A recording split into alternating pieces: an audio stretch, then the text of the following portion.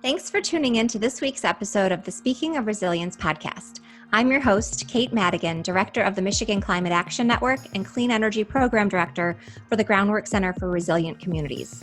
Today, my guest is Justin Onwenu. Going back decades, our water infrastructure hasn't been invested in, and so the cost of providing water services to communities has gone up. So you've seen federal government disinvesting in water infrastructure. You've seen state and local governments doing the same. And as a result, it costs more to get water because of a lot of different reasons, a lot of policies rooted in austerity. You have local governments throughout the country, in Michigan as well, in Detroit as well, who have been shutting people off for lack of payment. It's important, again, to remind folks that the cost of water has risen. It's not about people's unwillingness to pay. And when the pandemic was starting and was in the news and in the front of people's minds, there just was a lot of conversation around hygiene. You need to wash your hands. And this was at the same time that thousands of people were without water. Justin is a fourth-generation Detroiter and environmental justice organizer for the Sierra Club. As a Detroit-based organizer, he fights for clean air, clean and affordable water, and a just economy for all communities. In our interview, Justin and I discuss climate change and extreme weather events and its disproportionate impacts on low-income communities and communities of color, including his experience with Hurricane Harvey and the devastation that storm caused, which he observed while he was in college and inspired a lot of his current work.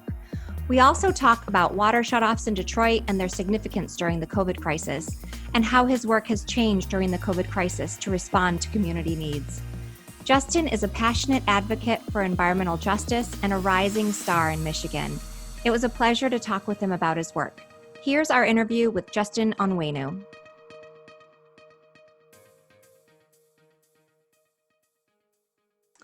So welcome, Justin, and thank you so much for joining us on the podcast today.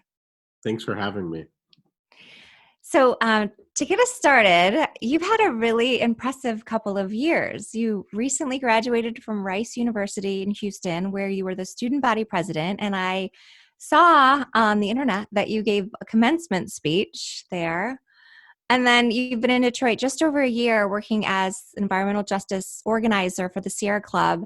And Crane's Detroit Business just listed you as one of the 20 most influential people in their 20s. So congratulations, that's quite an honor.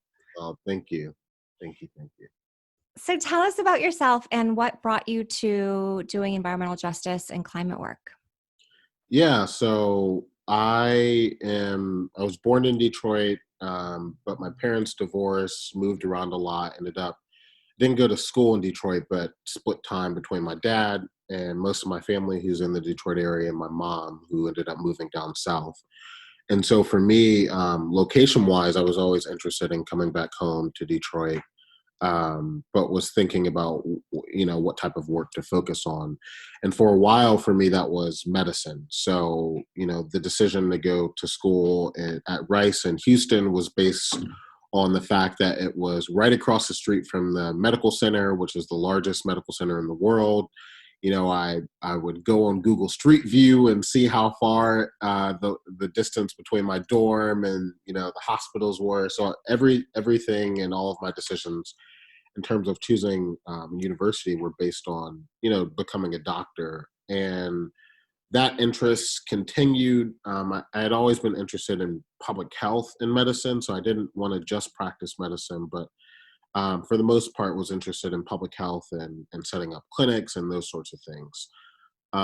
For me, I started getting more involved in environmental justice, climate work as a result of a hurricane that hit. So Hurricane Harvey, if you remember, hit in 2017. It hit the Houston area, Southeast Texas. And, at the time I was involved on campus and, wanted to get students to go outside of the university a lot more because Rice has this culture of people tending to stay on campus and not really exploring. So was involved in the community in Houston and with public health stuff. And so when the hurricane hit, I was exposed to disaster response work. We ended up sending out volunteers to religious centers and shelters and people's homes to remove drywall and remove debris from the flood. And so that exposed me to the environmental factors that contribute to people's health and well-being. It wasn't immediate that I started thinking, okay, medicine's not the route I'm going to go down. It actually was still informing family on graduation day that I'm deciding to go into a different direction. And my dad, was like, maybe you should think about doing medicine. Just keep it in your back pocket, like an MD, something you keep in your back pocket. Yeah, I think that hurricane and the work after I graduated around the hurricane made me a lot more interested in environmental justice and has been the focus over the past few years for me, especially since I moved back to Detroit. Okay. And then when the COVID crisis hit here just recently, you quickly stepped up to organize in the Metro Detroit area around the pandemic. And this work was featured in the New York Times recently. How did you get started doing that? How did that start? Yeah, so it starts with a friend of mine, Lauren Chandeville, who works for We the People Michigan, who's a great organizer based in Macomb County. And we started working together as a result. If you recall, there was toxic green ooze flowing onto the freeway, uh, Yeah. late 2019. In late 2019, you also had contaminated land collapsing into the Detroit River, which services millions of people and their drinking water. So all at the same time in her community and in Detroit, we were facing different environmental issues. And so we started to work together to try to bring together our communities and show solidarity around these issues.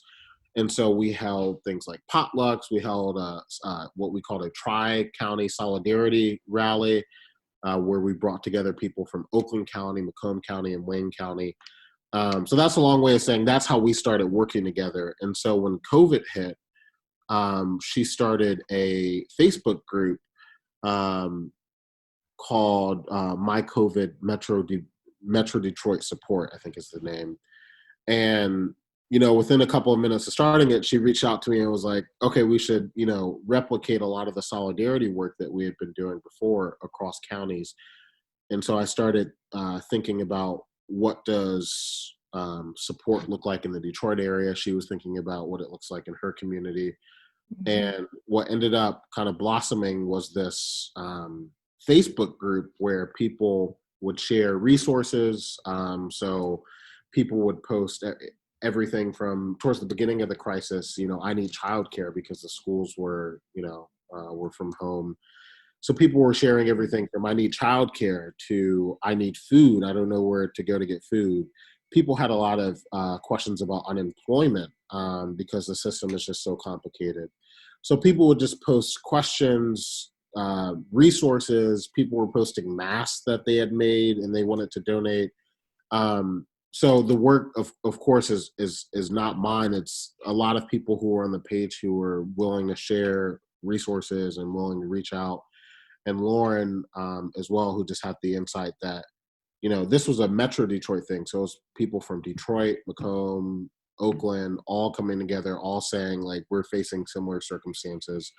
So I think it was a good moment, good opportunity. It's still ongoing. And I hope it illustrates that, there are a lot of just basic things that all communities are looking for. Yeah.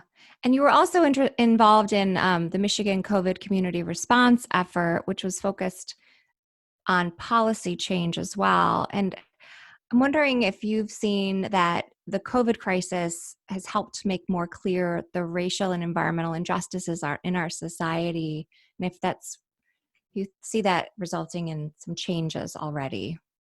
Yeah, I think so. At least in people's mindset. So there was a study that came out from Harvard that linked particulate matter 2.5 to COVID outcomes. So people who were living in more polluted areas were dying at higher rates than those who weren't. And I think that study and just the experiences that people have been sharing for a long time, which is that pollution is killing us.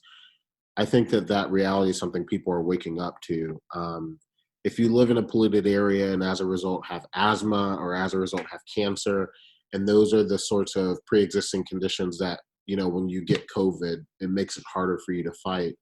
Um, I think the state is interested, and I think certainly activists and organizers are pushing them to become more interested in reducing pollution, just because you know COVID is just one example of how there's a real cost to environmental injustice. So I think in the long term, I'm hopeful that it makes the case clear, and I think we're also seeing there was like a string of articles, the first month or two from COVID that people were just the central argument was that we had been ignoring so many different forms of inequality and Mhm. injustice for such a long time, and COVID is just showing all of that. So I think it definitely applies for environmental issues as well. Yes, and the water shutoffs was another example where people had been fighting to stop the water shutoffs and to get water turned back on for those who had been shut off. And when the COVID crisis hit, um, that finally made a difference in seeing some change. Can you talk about, for listeners who don't really know what the water shutoff crisis is about? Can you talk about that and what happened? Yeah, so I guess the best place to start from is just to acknowledge that the federal government and state government, I mean, folks in Michigan know fix the damn roads is a call for infrastructure improvement, just because our roads, our bridges have not seen substantial investment, but it's also our water infrastructure.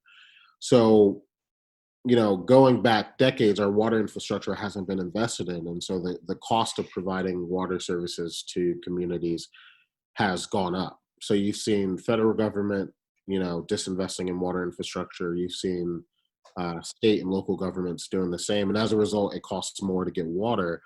And, because of a lot of different reasons, I think a lot of policies rooted in austerity, you have local governments throughout the country, in Michigan as well, in Detroit as well, who have been shutting people off for lack of payment. And this is it's important, again, to remind folks that the cost of water has risen. It's not about people's unwillingness to pay or unwillingness to um, to keep their financial priorities in order. It's the cost of water that has really gone up. That's caused people to not be able to afford to pay for water. So that's a long story of saying people have had their water shut off. And when the pandemic was starting and was in the news and in the front of people's minds, there was the conversation about you need to wash your hands, elbow instead of fist bump. There just was a lot of conversation around hygiene. And this was at the same time that thousands of people were without water. And so there have been a lot of groups for a long time, groups like We the People of Detroit, the People's Water Board, just so many groups who have been pushing for water affordability, pushing, the state and just the federal government to not shut off people's water, to affirm that water is a human right. And when the pandemic started, that argument and the urgency of those demands became a little bit more salient. And so the governor issued an executive order putting a moratorium and demanding that water service providers reconnect homes. So you saw thousands of homes throughout the state. And this is, again, throughout the state. So Detroit, Flint, Benton Harbor, but also just communities that you wouldn't expect who've had people shut off for lack of payment. So the executive order was issued. $2 million to help with those reconnections was dedicated. And so, yeah, I think that the case for water affordability, for making sure that people have access to water, clean water, has become really salient. It's at the top of people's minds, and I hope that moving forward, we don't forget just how important water is, Hmm. water access, water affordability is. Yeah. Yeah. And I thank you. I think that's it's a good example of how an environmental justice issue has really risen up to a higher priority where it should be, but action has been taken. Yeah. Um, Going back to your experience in Houston with Hurricane Harvey, can you share some examples of, or stories, examples of what you saw that helped you to make the connection to the injustice of the climate impacts and the environmental impacts that people were experiencing that really inspired you to do this work? Yeah, so I mentioned that growing up, I split, my childhood between Detroit and in the South in Alabama. And I remember Hurricane Katrina in 2005, 2006. And I think that event had an impact in my mind growing up, just thinking about disparity, the images of people on their roofs, and just, the disparity in that case. And so when Hurricane Harvey hit, I was extremely nervous and extremely worried about saying similar things. So after college, I worked for the Children's Environmental Health Initiative, which was seeking to uncover a lot of the housing, health, income, economic impacts of the storm. And so my role was basically going to community fairs, going to churches, going anywhere and everywhere, going door to door, phone banking, basically asking people, what was your life like before the storm? What is it like now? How did the storm impact you? And what we started to see is that, anecdotally, I met families who had to move their children out of their bedroom because mold had overtaken the bedroom. Whenever I would go to certain neighborhoods in Houston that were predominantly African American, you could see blue tarps that were on every single home in a neighborhood because there was roof damage that just had not been repaired over a year after the storm. Oh, wow. And predominantly Hispanic neighborhoods in Houston, they're located right next to, refineries and other industrial sites, Superfund sites that had flooded. Many of those sites had flooded during the storm. And some of those sites stopped monitoring the toxins that they were putting out into the air. And so you had certain neighborhoods that were exposed. People like to say it was an equal opportunity storm because everyone flooded. But certain neighborhoods, when they flooded, were exposed to toxins that other neighborhoods were not. Certain neighborhoods, a year and a half after the storm, still hadn't gotten help from the state government or federal government to get back on their feet. So I think just spending that year when the storm happened, doing volunteer work to help rebuild, and then after graduating, trying to uncover a lot of the disparities, made me realize that we're going to see a lot more of these superstorms in the future just because of climate change, and those storms will have a disproportionate impact on people, just as Hurricane Harvey did, just as Hurricane Maria did, during 2017, you have the hurricane that hit South Florida, that hit Puerto Rico, that hit Houston. And, if that happens, these were once in a 500, 1,000 year storms. And if that's happening every other year and it's knocking people off their feet every other year, then I am really concerned about the impact and the kind of justice framework that people will be experiencing. Yeah. So yeah, let's talk about your work in Detroit now. And before even that, like, what do you love about Detroit? I mean, I know you grew up here, or you were born here, but what is it that you love about Detroit that brought you back? Yeah, I think a couple of things. So family was a big reason. My dad immigrated to Detroit and when he was about 20 years old from Nigeria. He, worked in Detroit public schools, but he also started a business. He sold hair care supplies, and that's how he met my mom.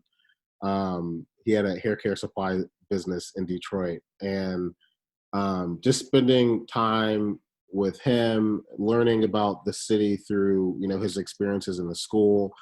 And then my grandfather also worked for the city of Detroit, was an accountant who did a lot of the procurement and contracts, and has, crazy stories about all sorts of different suppliers and managing all the logistics behind that.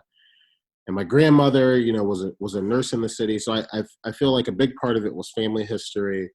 And then Mhm. just for my interest in environmental justice issues, with Flint, with, Michigan being the Great Lakes state, with, at the same time I moved back, there were issues around lead exposure in Detroit public schools. So it was a combination of personally, I was really drawn, but also professionally, just I felt like environmental justice, Detroit was kind of the epicenter, Michigan was kind of the epicenter for a lot of the environmental justice fights that are going on and that we're seeing and hearing a lot more about throughout the country. Uh, Mhm. so I think those were a Yeah. couple of things that drew me. Yeah. And so what are some of the local efforts that you're focused on right now? Yeah, so it's always weird to talk about it individually, of course, just because Mm, Sierra Club has been engaged in this work for a while through Rhonda Anderson, yeah. who is just an icon and who I call the mother of environmental justice in Detroit. Yeah, Uh, she really is. She's a living legend. Yeah. yeah, so she's great. And then you also have people like Donnell Wilkins and Monica Lewis Patrick, just so many people who have been doing this for a while. I say all that to say I've been, you know, learning and working with them on issues around air quality. So you have the only refinery in the state of Michigan located in Detroit, Marathon Refinery. Marathon has a refinery in Detroit.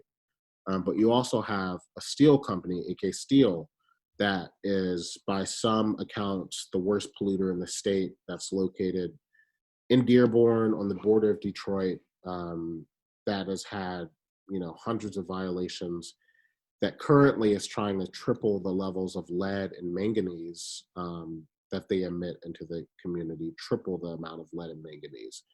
And knowing the impact of lead, knowing the impact of manganese, which harms neurological development for children, that's been kind of the current and most recent fight that we're working on.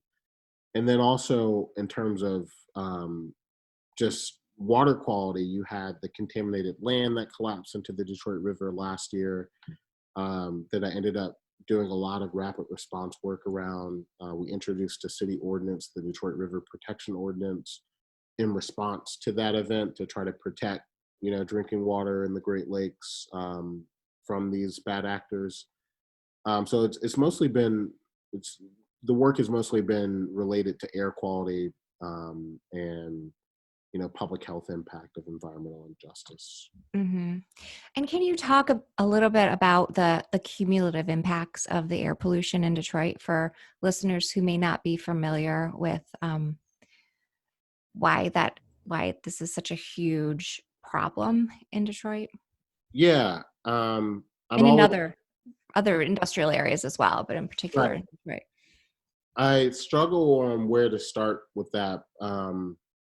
I guess there are a couple of ways. So for environmental justice and for the conversation around cumulative impact, I think something that's important to recognize is that the history of redlining that has packed certain communities and certain areas, and on land use maps, you the least valuable land oftentimes is right next to industrial centers.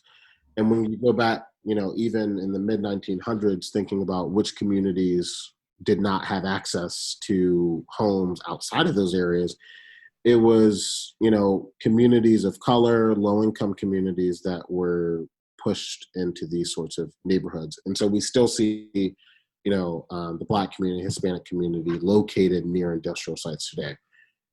The conversation around cumulative impact is because as a company, you move where the land is cheap. You move where you're not going to get 2,000 people who are screaming at you if you want to locate in that neighborhood. So you tend to locate in these same communities that have been historically, disinvested in.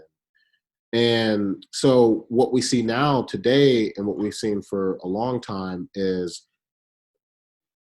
industries are highly concentrated in vulnerable neighborhoods. and the way that we measure and the way that we permit and the way that we regulate against pollution just is not equipped to dealing with that concentration. So typically as a state or as a federal government or regulator, you look at each company individually and you say, you want to pollute, the limit is 100 pounds of pollution per hour and you want to emit, 99.9, go ahead because you're under the limit. And then you go to company B and you say, you want to emit 98 pounds of pollution per hour. Okay, you're fine. But what's not considered is the cumulative impact of all these industries that are located right next to each other, and with a community and with neighborhoods located right in the middle of all these industries. And, to regulators, they'll say, well, company A through 10, they're abiding by the rules. But to the community, you have 10 different industries who are abiding by the law, technically. And a lot of these industries go above the limits and then get fined and get a slap on the wrist. But you have, in Detroit, in Southwest Detroit, you have dozens of industries that are concentrated within a 1 mile radius. And so when you have dozens of industries that are located in a 1 mile radius, and when a lot of those industries don't play by the rules, you see, higher rates of asthma, higher rates of different forms of cancer and other conditions. And that's what we call cumulative impact, just the cumulative impact of all of the pollution in concentrated areas. Yeah, thank you. That's a great explanation. And then that translates into children that are missing school days or can't play outside when it's a poor air quality day, and getting really sick and having to go to the hospital. I mean, it's just like significant real life quality of life impacts that you see every day, and economic impacts as well. And Right. sorry, I have a really loud beeping truck. I don't know if you can hear that. Hold on a sec.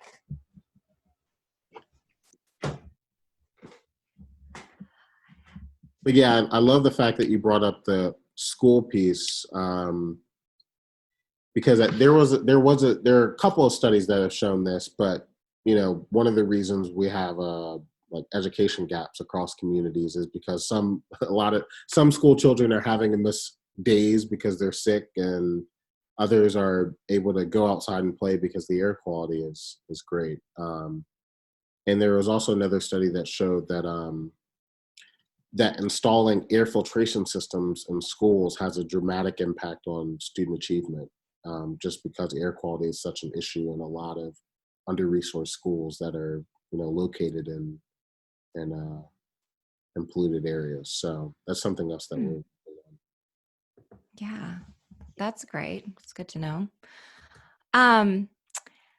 So let's see. If you think about statewide, you were, for the listeners, Justin was ready to lead a plenary panel at the Michigan Climate Action Summit.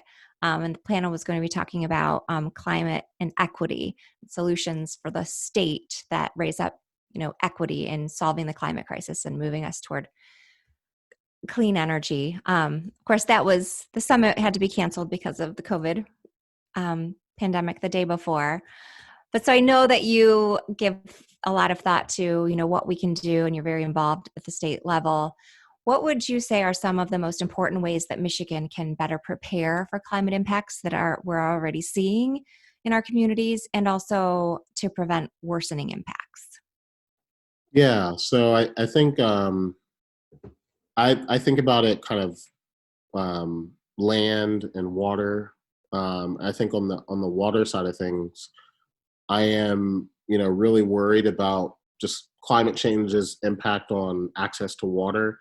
And if we have 20% of the world's fresh water that's accessible, and fresh water is becoming more and more rare, I think thinking about the fact that we give money or we give water to companies like Nestle for pennies on the dollar, I think that has to become a part of the conversation as water becomes more important. So I think about things like access to water as something that'll be exacerbated by climate change.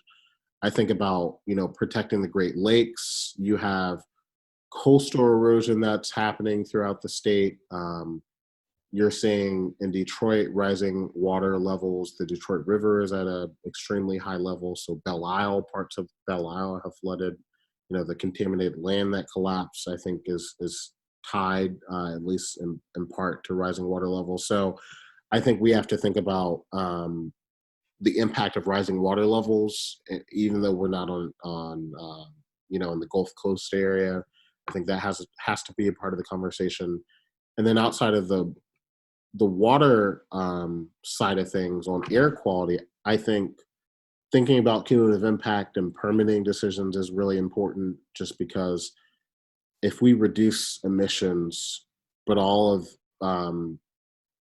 the burden and pain is felt by communities that are already burdened by other industrial centers, then I think that would be an awful outcome.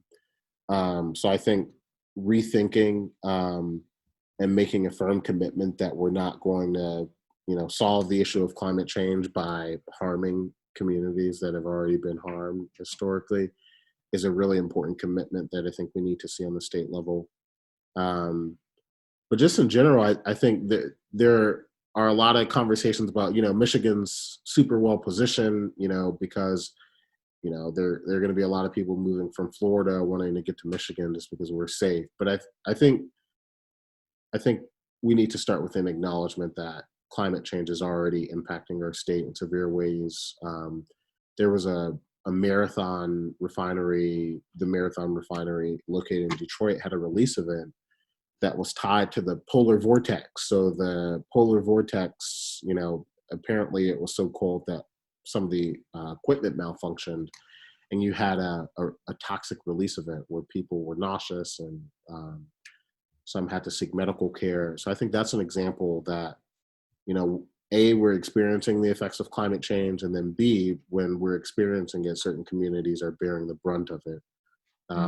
So, being upfront about the impact of things like carbon offsets on environmental justice communities is important. Thinking about water excess is important, and then thinking about air quality and cumulative impact is important. So when we're reducing emissions, we have a sense of how it's impacting, the entire state. Can you explain the concern about carbon offsets and how that can impact vulnerable communities for those Yeah, who aren't aware? yeah, I would say that this is not just a Michigan thing, but environmental justice advocates for a long time have been concerned that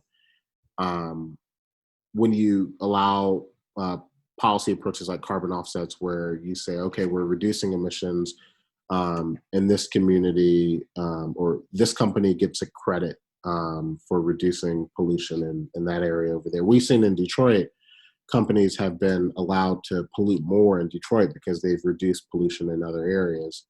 And so that offset strategy oftentimes results in the pollution being concentrated in environmental justice communities. So that's a big concern. I think in general, we just need to acknowledge that climate is going to impact all of us, but not all of us equally. And I think if we start from there and let our policies guide that framework, it'll be a better outcome. Yeah. And you're on the governor's environmental justice task force. And, another thing that we've talked about is that how also most impacted community members need to have a seat at the table as well to be a part of the decisions. Do you think that that's a good step in trying to get voices of environmental justice communities a seat at the table and making decisions, or what would you like to see change? Yeah, I think it is. So just for context for people who don't know, in the aftermath of the Flint water crisis, there was a environmental justice working group that was formed by the Snyder administration to basically evaluate how can we make sure something like this doesn't happen again. And the working group came up with dozens of recommendations. One of the recommendations was for the governor to establish a permanent advisory council on environmental justice. And Governor Gretchen Whitmer established that advisory council. towards the beginning of her term, and has included, we have representatives from labor, representatives from the community, environmental activists. We have researchers and professors, lawyers, folks who are engaged in the business community, solar development side of things as well. So the advisory council so far has been comprised of really diverse range of voices. I'm hopeful that that all of those voices can move the ball forward and at least move the needle on environmental justice. I think we had our first meeting right before COVID, actually. So we've had all of our subsequent meetings have been online and virtually.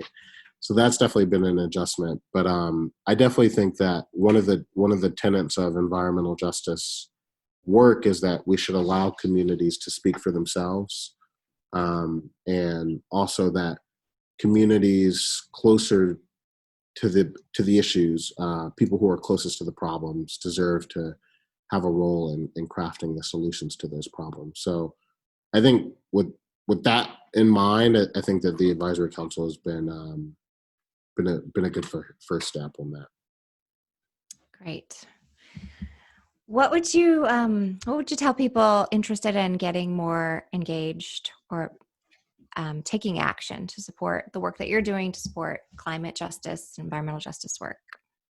Yeah, I think asking the question is always important. So there are a lot of communities that aren't necessarily, that people don't necessarily consider quote unquote environmental justice communities, by their definition to be.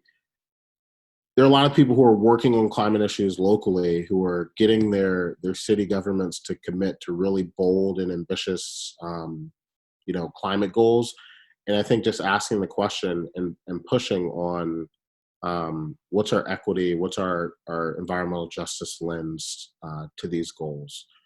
I think asking that question is really important, just because in a lot of affluent communities, it may not seem like tackling environmental justice is important, but I think it's important to realize that city governments, county governments, those are where a lot of these ideas are going to be tested and filtered up and eventually reach the state and federal level.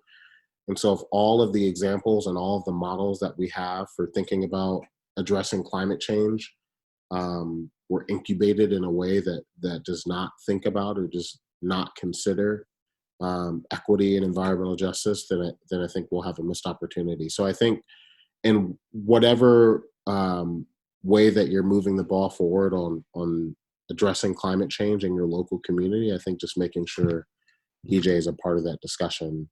I also just think that on a state level,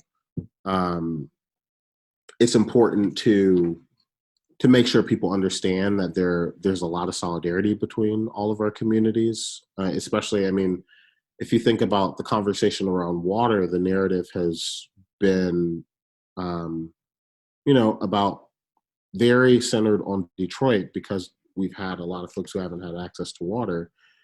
But that focus and that narrow focus and that narrative has allowed us to miss the fact that folks are paying more for water throughout the state. That water contamination is happening in Flint, and Detroit Public Schools had an issue, but also in places like Oscoda. So I think number one is making sure the conversation and the framework is correct, and then number two is working to build solidarity across communities. So you may live in an area that is not extremely impacted by industry in the ways that environmental justice communities are, but just making sure that you're building solidarity, because there are situations like the Green News where folks are being negligent in all of our communities. So I think building solidarity is an important part, an important way that people can get involved. Great, thank you. Is there anything else that you'd like to talk about that we haven't covered yet? I would love for, I don't know if you've gone over this in previous podcasts, but for you to kind of talk about what you've been engaged in on the MyCan side of things, because you all have been like Oh, building really strong coalitions throughout the state. I feel like that's important now. I've mostly asked questions. I haven't really talked about it. Well, thanks. We have been, we've been working to try to continue to elevate the issue of climate change and the connections to environmental justice and to the COVID crisis, and just continuing to talk about the need for, um, clearly we're all focused on the COVID pandemic right now, but the time frame of the climate crisis is still as urgent as ever. And so just trying to keep the conversation going, trying to keep momentum going to get solutions in place. So this podcast is part of working to do that. Talking to the administration when there's a window for the governor to move forward some action, and we're really supportive of that. We've been very involved on Line 5 for a long time, and right now there's an opportunity. A lot is happening on Line 5, so we're very engaged in the effort to shut down Line 5, and then with the election coming up, within being a 501c3, we're doing everything we can to educate candidates for the State House about climate and clean energy and climate justice, and also to help get the word out to our network about the changes in voting and get people registered and get absentee ballots out there. So that's basically what we've been doing. Thanks for that question. Yeah, sorry. I was just curious. I'm really excited about what the Line 5 work looks like in particular, just because it's so urgent. Yeah. The latest news of another Line 5 failure, and I hope that makes the case even clearer to people that we need to be a lot more swift in making sure that the Great Lakes are protected. So Yes, absolutely. This feels like, tomorrow there's both the Michigan Public Service Commission is having a meeting to make a decision on the tunnel, and or one of many decisions on the tunnel, but this is an important one. And then tomorrow afternoon, the Circuit Court is having a hearing on whether or not to order an injunction in the Attorney General's case on the existing pipeline. So there's a lot happening right now on Line 5. Yeah. What? I was just gonna say, it feels like everything that could happen in 1 year has been packed into everything that could happen in a decade has been packed into 1 year. It's like It really, pandemic, Great Lakes are under severe threat. It's been a wild year. it has been a wild year. It feels like much more than 1 year. Yeah. Well, great. It was a pleasure talking with you today, Justin. Thank you so much. Thanks for having me, and thanks for the whole team in the background too that people can't see. Miriam and Jeff for helping out too. And thanks for all your great work. Thank you. Thanks for tuning in to this week's episode of the Speaking of Resilience podcast. You can find more episodes of the Speaking of Resilience podcast on our website, groundworkcenter.org/podcast, and on all major podcast platforms. If you appreciate this content, become a podcast supporter by donating at groundworkcenter.org/podcast, and we'll give you a shout out in our next episode. Thanks to Barb S. from Traverse City, Michigan for her support. Stay up to date by subscribing to this podcast wherever you listen in, subscribe to our newsletter, and follow us on Facebook at Groundwork Center and at Michigan Climate Action Network. Speaking of Resilience is created by the Groundwork Center for Resilient Communities and the Michigan Climate Action Network. This episode was produced by Miriam Owsley and Jeff Smith, hosted by Kate Madigan.